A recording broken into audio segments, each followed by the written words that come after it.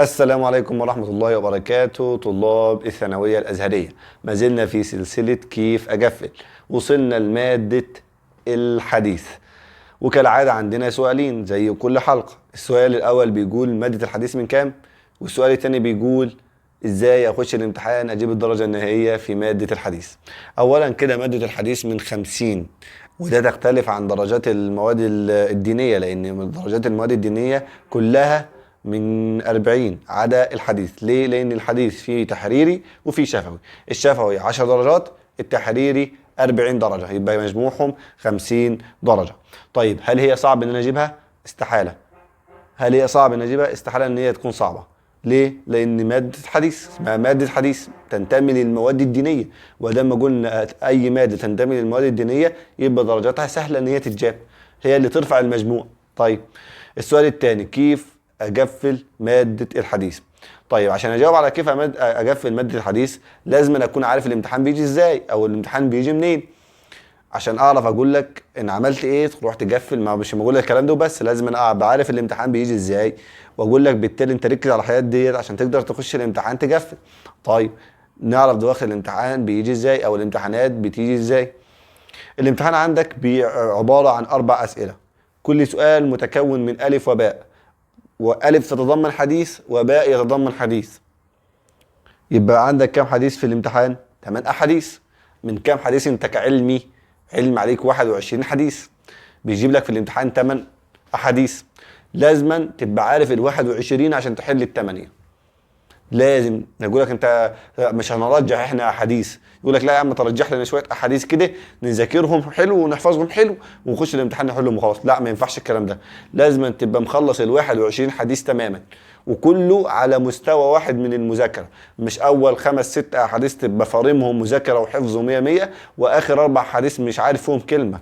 لا، ممكن يجي في الامتحان ويجيب لك من اخر 4 احاديث والحديث اللي هيجي منك بس ويجيبه لك في الامتحان مش هتنقص ما لا يقل عن 5 درجات.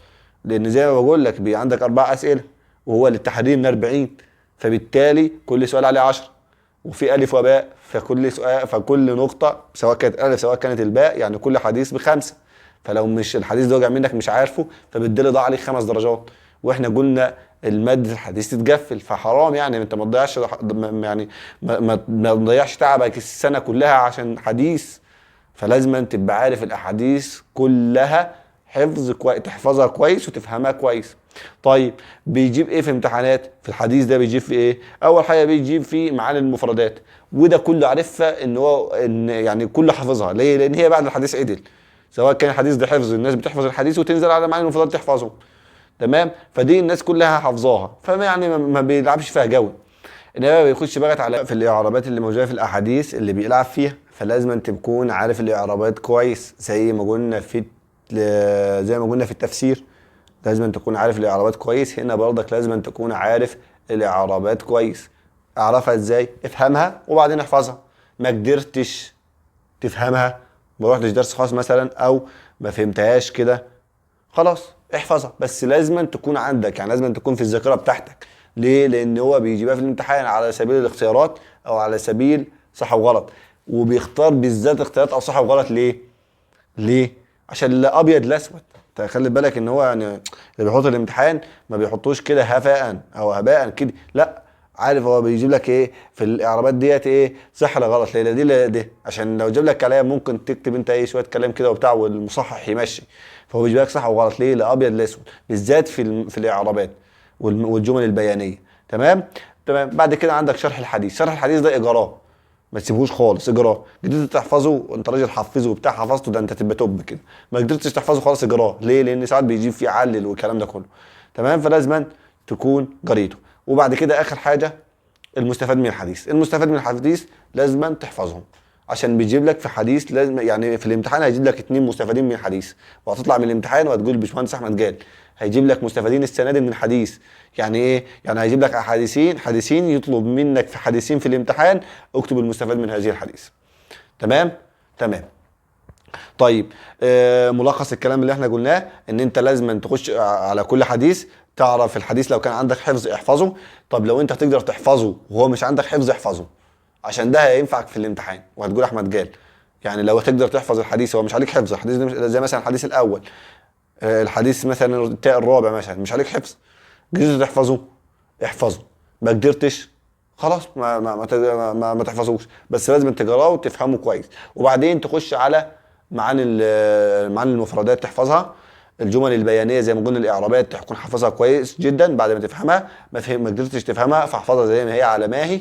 تمام. والشرح تقراه على السريع عشان لو في اي كلام كده ممكن تجيبه لك علل ولا حاجه في الامتحان. واخيرا مع المستفاد من الحديث لازم تحفظه، مش لازم تحفظ الاربعه، احفظ منه مثلا ثلاثه والرابع كده ايه تقدر تجيبه من الحديث، احفظ منه اثنين وتقدر تستنتج اثنين من الحديث، يعني حاول تمشي نفسك كده. تمام يا شباب؟ تمام. ده هتعمل كده مع كل حديث. طيب انت يا باشمهندس احمد هترجح لايه في امتحان الحديث؟ لو انت راجل بتدور على كليه عاليه وتعبان ما برجعلكش حاجه. كيف يعني ما برجعلكش حاجه؟ يعني انت راجل دلوقتي مذاكرت الحديث كلها، ولا تقول لي رجح لي ولا تقول لي ما ترجحليش، خلاص انت يجيب لك ان شاء الله يجيب لك حديث اخر كلمه في الحديث 21، فانت بالنسبه لك الامر منتهي عارفها خلاص. تمام. بس في يعني تقريبا 14 15 حديث كبير بيلعب فيهم للناس بقى اللي بتحب ايه مش عايزه تتعب نفسها دي، والناس اللي هي مش هتنفع اللي مش عايزه تتعب نفسها، بس هنقولهم لو يعني لله وخلاص يعني. بس بالنسبه لك انت واحد مخلص الاحاديث مالكش دعوه بالكلام اللي هقوله انا دلوقتي خالص، دي للناس اللي هي ايه ربنا يتولاها، دي اللي هي عايزه تشوف 5 6 احاديث كده تحفظهم حلو تجيب منهم 3 في الامتحان تنجح وخلاص. طيب اللي هم الحديث الاول والثاني والثالث والخامس والسادس والثامن والتاسع والعاشر وال 13 لا ال 14 وال 15، وعندك الحديث 18 19 20 21. الاحاديث دي بيتارجح بيهم في الامتحان، يعني ساعات يجيب لك دي ساعات يجيب دي ساعات، يعني هو بيلعب في دائره دول في الامتحان. بس ارجع اقول تاني انت لازم أن تاخد الاحاطه لنفسك ان انت تبقى عارف ال 21 حديث كلهم، جاب في اي حديث تبقى انت مجهز نفسك ليه، وبكده تضمن ال 40 درجه بتاعت تحريري في ماده الحديث. طب بالنسبه لماده ال 40 اللي هم بتوعت الشفوي سهل، انت مع عليك مثلا 5 6 احاديث حفظ تحفظهم بيمشوا لك، يعني في الشفوي ما اعتقدش يعني ان هم ايه بيشد، يعني ال 10 درجات بتوع الشفوي بتاخدهم، بس في ناس بتنقصهم واوعى تنقصهم. ليه؟ لان الناس اللي بتنقصهم دولت ناس مهمله. 10 درجات في جيبك، احفظ لك 3 احاديث على 3 معاني احاديث، احفظ لك الاحاديث على معانيهم الخمس 6 الاحاديث اللي عندك اللي هم حفظ على معانيهم، هتروح الشفوي وتخلصه، والتحريري هتعوزه يبقى تحفظهم بالمره وخلاص. تمام كده يبقى ضمنت نفسك شفوي وضمنت نفسك تحريري. ان شاء الله يجيب لك الحديث ال 21 فتبقى عارفه ومخلص و100 100 وفاهمه. تمام. عشان في ناس بقى ايه تروح تجيب لك اول 6 احاديث 7 احاديث تذاكرهم كويس جدا وحافظهم وصم و100 100 ويروح يجيب لك الحديث 21 ضيع منه 5 درجات اللي هي 1%، اللي هي ترفعه مش كليه، ده ترفعه السماء وتنزل الارض. 1% بالنسبه للمواد الدينيه ده تبقى كارثه، ان انت تنزل 1% من المواد الدينيه كارثه. تمام. فما تحاولش ان انت تضيع نفسك على حياه تافهه. تمام. وبالتوفيق واشوفكم في فيديو قادم في مادة جديدة، والسلام عليكم ورحمة الله وبركاته.